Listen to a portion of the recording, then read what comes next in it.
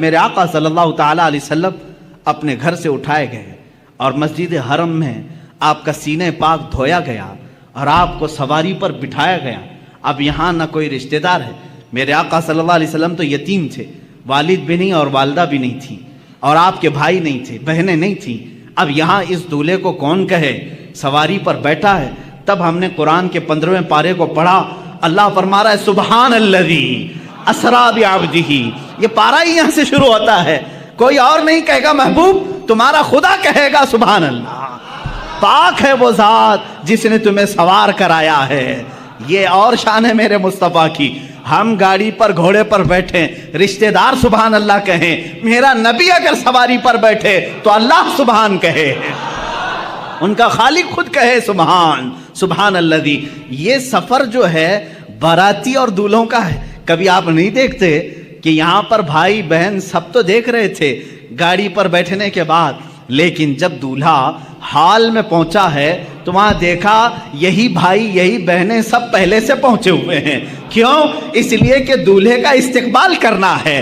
یہ سفر دولہے کا استقبالی سفر ہے۔ یہی میرے عزیزو، جب میرے آقا معراج کے سفر میں تھے، یہاں امامت تو کی مسجد اقصیٰ میں، خطبے تو سب کے سنے، لیکن جب آسمانوں پر پہنچنا تھا تو حضور کا جو گھوڑا تھا براق ہے، وہ دھیمی رفتار سے چل رہا تھا جیسے دولہے کی سواری چلتی ہے، اور انبیاء پہلے سے پہنچے ہوئے تھے۔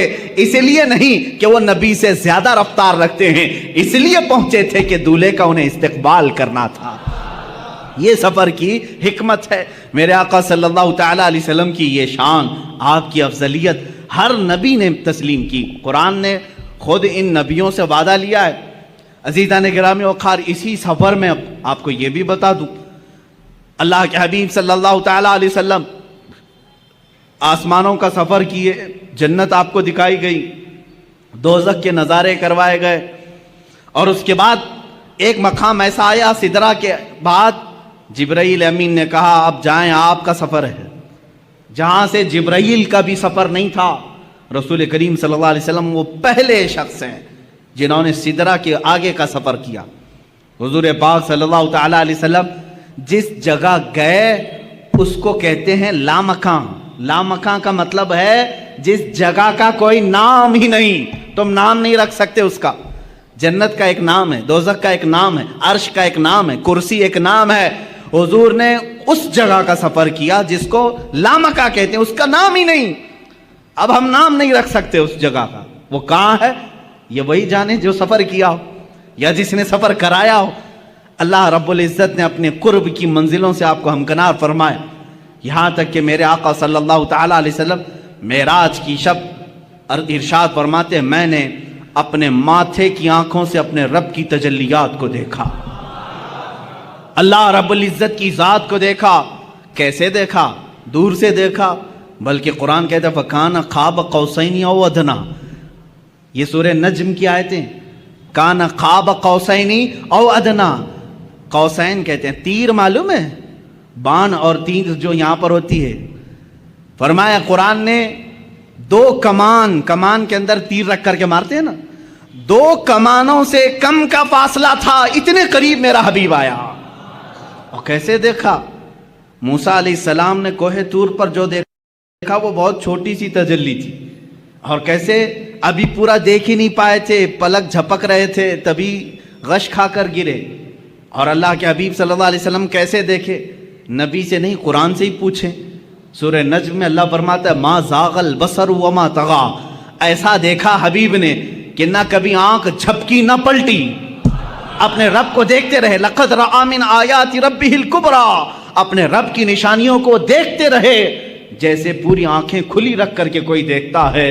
کون یہ؟ کس نے دیکھا؟ یہ موسیٰ سے پوچھے کوئی، کس نے دیکھا؟ یہ موسیٰ سے پوچھے کوئی۔ آنکھ والوں کی ہمت پہ لاکھوں سلام۔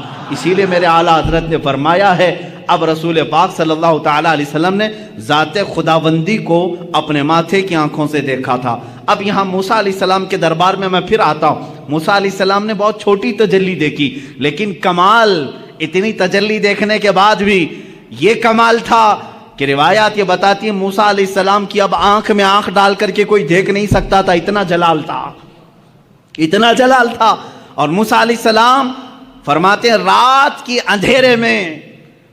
اندھیرے میں 3 میل دور، 3 میل کا مطلب وہ 4.5 کلومیٹر، 4.5 کلومیٹر دور تک اگر کسی پتھر پر کوئی کالی چیونٹی چل رہی ہو، موسیٰ علیہ السلام فرماتے ہیں میں اس کو آرام سے دیکھ سکتا ہوں. 3 میل دور رات کے اندھیرے میں کالی چیونٹی کسی کالے پتھر پر رینگ رہی ہو، موسیٰ علیہ السلام فرماتے ہیں میری آنکھیں اسے آرام سے دیکھ سکتی ہیں. یہ جلوہ تھا اس ہلکی سی تجلی کو دیکھنے کا، اس ہلکی سی تجلی کو دیکھنے کا. اور جس نے سراپا خدا کی ذات کو دیکھا اس کی آنکھوں کے نور کا حال کیا ہوگا. اسی لیے میرے اعلیٰ حضرت نے فرمایا اور کوئی غیب کیا تم سے نہاں ہو بھلا، جب نہ خدا ہی چھپا تم پہ کروڑوں درود. اعلیٰ حضرت رحمت اللہ تعالی علیہ نے فرمایا ہے یا رسول اللہ دل فرش پر ہے تیری نظر، سر عرش پر ہے تیری گزر، دل فرش پر ہے تیری نظر، ملکوت و ملک میں نہیں کوئی شے وہ جو تجھ پہ آیا نہیں. کون سی ایسی چیز ہے جو رسول پاک سے چھپی ہوئی ہے؟ موسیٰ علیہ السلام جب رات کے اندھیرے میں 3 میل دور دیکھ سکتے ہیں تو اے سنیوں کیا ہمارا یہ عقیدہ نہیں ہو سکتا 4000 کلومیٹر دور مدینہ طیبہ سے ہمارا آقا ہم غلاموں کو دیکھ رہا ہے، محفل پاک کو ہماری وہ ملاحظہ فرما رہے ہیں. عزیزان گرام وقار، رسول کریم صلی اللہ تعالی علیہ وسلم کی افضلیت پاک انبیاء کرام علیہ السلام کی زندگیوں سے. اب پھر میں موسیٰ علیہ السلام ہی کی بات کروں. جب آپ سنتے ہوں گے معراج کے واقعات تو یہ بات تو ضرور سنتے ہوں گے 50 نمازیں دی گئی تھی حضور کو امت کے لیے تحفہ، لیکن کم کس نے کرایا؟ موسیٰ علیہ السلام نے. یہ 4تھے آسمان پر یا 5ویں آسمان پر ملتے تھے، حضور پاک صلی اللہ تعالیٰ علیہ وسلم سے ملاقات ہوئی، رب تعالیٰ کے متعلق پوچھا، کہا آپ کی امت یہ 50 نمازیں نہیں پڑھ سکے گی، کم کرائیں. 5 کم ہوئی، 5 کم ہوئی، 5 کم ہوئی، 9 مرتبہ میرے آقا گئے. کہاں پر؟ اپنے رب کی بارگاہ میں 9 مرتبہ. یہاں سب پہلے سے طے تھا نمازیں بچنی 5 ہی ہیں. اللہ کو تو معلوم تھا، اللہ رب العزت قادر مطلق ہے. یہ 9 مرتبہ گھومنے پھرنے کا معاملہ کیا ہے؟ اوج پر جانا میرے حضور کا ہے. حضور پاک صلی اللہ تعالی علیہ وسلم بار بار جا رہے ہیں. موسیٰ علیہ السلام کو جب معلوم تھا کہ یہ امت 5 سے زیادہ نہیں پڑھ سکتی تھی تو جب 50 حضور لے آئے تھے سیدھے کہہ دیتے اے رسول جائیں ڈائریکٹ 45 کم کرا کے آ جائیں. موسیٰ علیہ السلام نے ایک بار بھی نہیں کہا اور کم کرائیں. کتنا؟ یہ نہیں، اور کم کرائیں، اور کم کرائیں. 5 بچے رہ گئے جبکہ موسیٰ علیہ السلام اب بھی کہہ رہے تھے اور کم کرائیں. یہ حدیث پاک میں اللہ کے نبی صلی اللہ علیہ وسلم نے آخر میں فرمایا اب مجھے حیا آتی ہے کم کرانے میں. حضور نے آخر میں فرمایا. اب اس کی حکمت جو سیرت نگار بزرگان دین ہیں فرماتے ہیں بات در حقیقت نمازوں کے کم کرانے کی نہیں تھی. موسیٰ علیہ الصلوۃ والتسلیم جو کوہ طور پر جلوہ دیکھ نہ سکے تھے وہ نگاہ مصطفیٰ میں دیکھ رہے تھے، میرے آقا صلی اللہ تعالی علیہ وسلم کی نگاہوں میں دیکھ رہے تھے. تازہ تازہ جلوہ ہے، ابھی رب کو دیکھ کر یہ بندہ آیا ہے. اللہ رب العزت کا خصوصی بندہ، اس کا حبیب، اس کا محبوب ابھی یہ جلوہ دیکھ کر آیا ہے. رب تبارک و تعالیٰ کے جلوے ان کی آنکھوں میں سمائے ہوئے تھے. موسیٰ علیہ السلام یہ کہتے ہیں کہ انہی جلووں کو ان آنکھوں سے دیکھ لو، پھر بھیجتے کہ تازہ پھر دیکھ کر کے آئیں گے، پھر میرے مولا کے جلوے ان کی آنکھوں میں دیکھنے کو ملیں گے. اسی لیے تو اعلیٰ حضرت نے فرمایا کس نے یہ دیکھا موسیٰ سے پوچھے کوئی، آنکھ والوں کی ہمت پہ لاکھوں سلام. حضور پاک صلی اللہ تعالی علیہ وسلم نے بھی موسیٰ علیہ السلام کو منع نہیں کیا بلکہ بار بار جاتے رہے، اس لیے کہ اپنے رب کا دیدار بار بار ہوتا رہا. اللہ نے بھی یہ نہیں فرمایا ایک ہی ساتھ کم کر دیا جائے، اس لیے کہ میرا حبیب بار بار آتا رہے. یہ نمازوں کے کم کرانے کا سلسلہ تو تھا لیکن ایک دوسرے کی محبت کا بھی معاملہ تھا. موسیٰ علیہ الصلوۃ والتسلیم جو جلوہ کوہ طور پر براہ راست نہ دیکھ سکے لیکن دیکھے تو کس کے ذریعے سے دیکھے؟ میرے مصطفیٰ کی نگاہوں کے ذریعے سے دیکھا. اسی لیے اعلیٰ حضرت نے فرمایا وہ جہنم میں گیا جو ان سے مستغنی ہوا. ہے خلیل اللہ کو، میں کہتا ہوں ہے کلیم اللہ کو حاجت رسول اللہ کی، ہے کلیم اللہ کو حاجت رسول اللہ کی. ہر نبی کو رہی ہے میرے مصطفیٰ کی حاجت. ہر نبی کو رہی ہے میرے آقا صلی اللہ تعالیٰ علیہ وسلم کی حاجت. اور یہ بات آپ سنیں گے قیامت کے دن انشاءاللہ.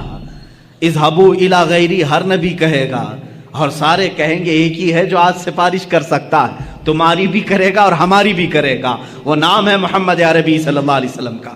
عزیزان گرامی وقار، مصطفیٰ کریم صلی اللہ تعالیٰ علیہ وسلم کی افضلیت پاک. ابراہیم علیہ السلام کو اللہ نے خلیل بنایا، لیکن اپنے نبی کو کیا بنایا؟